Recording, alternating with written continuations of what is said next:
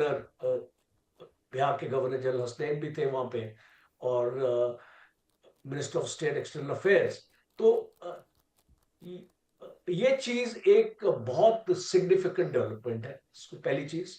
दूसरा, जहां पे पीस समझौते की बात हो रही है, इसको मुझे लगता है वो जारी रहेगी। अब उसमें ऐसा कोई सेटबैक नहीं नजर आ रहा मुझे। और मैं क्यों बोलता हूं इस चीज को, क्योंकि इस अमेरिका इसको यहां से एग्जिट करना चाहता है किसी भी हालत। अब इसको अमेरिका के हालात आप देखिए, जो उसकी डोमेस्टिक पॉलिटिक्स है, जिस हिसाब से नेटो कंट्रीज ने उनका साथ नहीं दिया, और गल्फ कंट्रीज भी उनको बहुत हिदायत दे रहे हैं कि हमारी इकोनॉमी को स्टेबलाइज करने की बहुत जरूरत है। और आपने इसको बहुत अच्छी तरीके से स्टेट ऑफ हॉर्मूज का जिक्र किया यहाँ पे। चार इंपॉर्टेंट मुद्दे हैं जो मैं हाईलाइट करना चाहता हूँ। स्टेट ऑफ हॉर्मूज तो एक है ही। दूसरा, आप ये देखते हैं कि जो इकोनॉमिक सैंक्शंस ईरान के ऊपर लगे हैं और उनके अकाउंट्स को फ्रीज किया हुआ है, ईरान चाहता है कि यूएस एटलीस्ट जो कतार में जो इनका पैसा फंसा हुआ है, $6 बिलियन, उसको रिलीज करें। बिकॉज उससे एक्चुअली क्या होगा, एक एक एक ट्रस्ट डेफिसिट में देख रहा हूं अभी। इस ईरान यूएसए पे भरोसा नहीं करता। वो चाहता है कि कोई ऐसी चीज ट्रम्प से आए जिससे उनका भरोसा आगे बढ़े। इसलिए आप देखते हैं इस टाइप की स्टेटमेंट्स ईरान से आती है। दूसरा है कि इसको न्यूक्लियर का मुद्दा आ जाता है, जिसमें एनरिचमेंट का भी बात होती है। उसको वो मुझे लगता है कि वो इतनी जल्दी रिजॉल्व होने वाला नहीं है, उसको काफी टाइम लगेगा। और ये जो 11 तारीख की टॉक्स है उसमें शायद ये रिजॉल्व नहीं होगा। राजन साहब, आपने और तीसरा परमाणु कार्यक्रम का जिक्र किया है। परमाणु कार्यक्रम को लेकर ईरान लगातार ये स्पष्ट रूप से कह चुका है कि वो अपने परमाणु कार्यक्रमों से फिलहाल पीछे नहीं हटेगा। तो इन स्थितियों में जो ये डेडलॉक बना है, मुझे नहीं लग रहा है कि इस डेडलॉक को टूटना बहुत आसान है, वक्त लगेगा सर इसमें। मैं बिल्कुल सहमत हूं आपसे, बिकॉज ये ऐसी चीज है जो इमीडिएटली रिजॉल्व नहीं हो सकती। मुझे लगता है कि इसमें 10-12 और उससे ज्यादा भी 1 या 2 साल की टॉक्स सामने आएंगी। और जिस तरीके से ईरान इसको आगे लेके जाएगा वो बहुत डिपेंड करेगा। और दूसरा बहुत डिपेंड करता है इसराइल का रुख। बिकॉज मैं हमेशा मानता हूं, आपने ईरान और यूएसए की बात करी, अब इसमें इसराइल का और इसको लेबनान का भी डिस्कशन आना चाहिए। क्योंकि इसराइल लेबनान के ऊपर कोई भी ढिलाई नहीं करेगा, और प्रॉक्सीज के ऊपर कोई भी ढिलाई नहीं करेगा, और ये ईरान को एक्सेप्टेबल नहीं रहेगा। तो यहाँ पे एक पेचीदा मामला आपको सामने आता है, जहां पे आप इसको यूएसए के साथ तो टॉक्स अपनी कर रहे हैं और एग्री कर रहे हैं, और इसको यूएसए हो सकता है कि 4-6 महीने में इसको वापस चला जाए। पर इसको इसराइल वाला मुद्दा इसको रिजॉल्व नहीं होगा। और और इसको मुझे ये लगता है राज साहब बहुत को भी महत्वपूर्ण बात है, क्योंकि जिन प्रॉक्सियों को लेकर इजराइल संघर्ष कर रहा है मिडिल ईस्ट में, अगर आप पश्चिम एशिया में आएंगे तो करोड़ी साहब बहुत मुश्किलें हैं। क्योंकि ईरान इजराइल को लेकर, इजराइल का यह कहना साफ तौर पर कि वो हूती विद्रोहियों पर, हमास पर और लेबनान में हिजबुल्लाह पर लगातार अटैक करता रहेगा, उनके अस्तित्व को मिटाने तक वो नहीं रोकने वाला है। दूसरी तरफ ईरान का यह कहना है कि वो अपने प्रॉक्सियों के लिए मजबूती से खड़ी हैं। और ये तस्वीर करोड़ी साहब, मुझे विश्वास है कि शायद आप देख पा रहे होंगे, यहां पर लाखों लोगों का पहुंचना, बीच सड़क पर रोना, मातम मनाना। तो मुझे नहीं लग रहा है कि स्थितियां बहुत क्लियर होने वाली हैं बहुत जल्दी। बहुत वक्त लगेगा और पेचीदगियां आने वाले वक्त में बढ़ेंगी ही। देखिए वैभव, आपने जो लास्ट में कहा कि पेचीदगियां बढ़ेंगी, निश्चित रूप से पेचीदगियां बढ़ेंगी।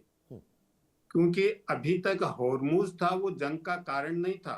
28 फरवरी को जंग शुरू हुआ तो होर्मुज की वजह से नहीं हुआ था। होर्मुज तो उससे पनपी हुई एक समस्या थी। लेकिन अगर आगे जंग होता है तो वो होर्मुज की वजह से होगा। लेकिन क्या जंग होगा, मुझे नहीं लग रहा कि आगे जंग की स्थिति बनेगी। अभी जो उनके मातम के लिए 1 हफ्ते का ये टाइम है, फ्यूनरल के लिए जो पूरी प्रक्रिया चल रही है, इसमें ईरान ने अलग अलग देशों को बुलाया। यूरोपियन देशों में किसी को नहीं बुलाया। अमेरिका इजराइल को तो बुलाना नहीं था। तो जिन देशों को बुलाया उनके करीब करीब के डेलीगेशन गए हैं। कुछ ऐसी रिपोर्ट आ रही है ईरानियन एजेंसीज की, 13 ऐसे देश हैं जिनको हमने बुलाया, वो नहीं आए। और उसके लिए ऐसी रिपोर्टिंग ईरानियन न्यूज एजेंसीज ने कही है, तस्नीम ने, कि रूबियो ने कुछ तो जो अरब कंट्रीज हैं उनको डायरेक्ट कहा कि आप नहीं जाओगे, और कुछ को अमेरिकन एम्बेसी से ये कहा कि अगर आप जाओगे तो ये आपके लिए अच्छा नहीं होगा। प्रैक्टिकली उन्होंने धमकी दी, तो कुछ नहीं आए। लेकिन इसमें सबसे इंपॉर्टेंट चीज दो हैं। ये केवल फ्यूनरल की एक्सरसाइज नहीं है, वो प्रोसेस नहीं है।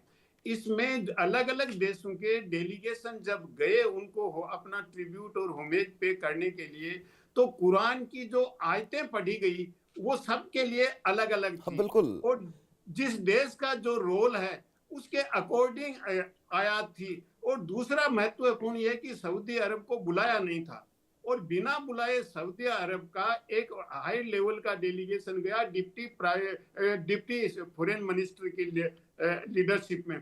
तो सऊदी भी मुझे लगता है कि अब ईरान से अच्छा रिश्ता बनाना चाहता है।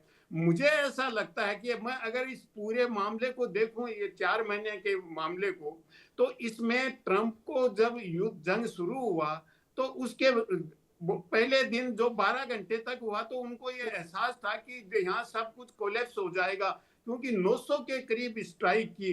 लेकिन उसके बाद उनको एहसास हुआ कि इजराइल ने ट्रैप कर लिया है, तो फिर वो निकलने के लिए प्रयास करने लग गए। अब उन्होंने जो समझौता किया है उसमें भी उनको लग रहा है कि कहीं न कहीं गलती हो गई। एक तो इजराइल को पूरी तरह से आइसोलेट कर दिया। जो अमेरिका इजराइल की लॉबी है अमेरिका में, वो बहुत नाराज है। दूसरा यह है कि ये जो एमओयू किया है इसमें जो पॉइंट्स हैं वो ईरान के क्लियर कट फेवर में हैं। ये ट्रंप साहब को अब रियलाइज हो गया।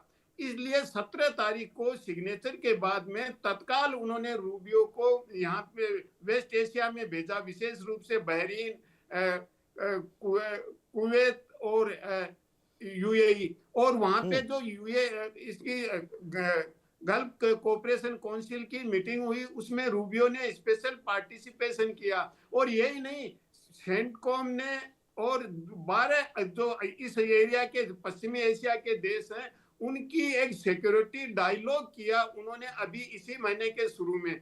वो इसलिए किया गया है कि ईरान से अगर आगे जंग होता है तो इन सबको हम साथ लेके चलें। क्योंकि पहले ट्रंप साहब को ये रियलाइज हुआ कि हमने गलती कर दी, हमारे जो सहयोगी थे उनसे कंसल्ट नहीं किया, उस समय भी नहीं किया, और अभी इन्होंने जो एक एमओयू किया उसमें भी नहीं किया। तो अब वो ये चाहते हैं कि इन सब को कंसल्ट करके एमओयू को इम्प्लीमेंट करवाया जाए। और ये एमओयू है वो ईरान के क्लियर कट फेवर में है, क्योंकि होर्मुज को लेके वो कह तो रहे हैं कि ईरान होर्मुज में प्रॉब्लम क्रिएट कर रहा है, जहाजों को जाने नहीं दे रहा है। लेकिन एमओयू का 5वां पॉइंट है, उसमें ईरान को उन्होंने पूरी ऑटोनॉमी दे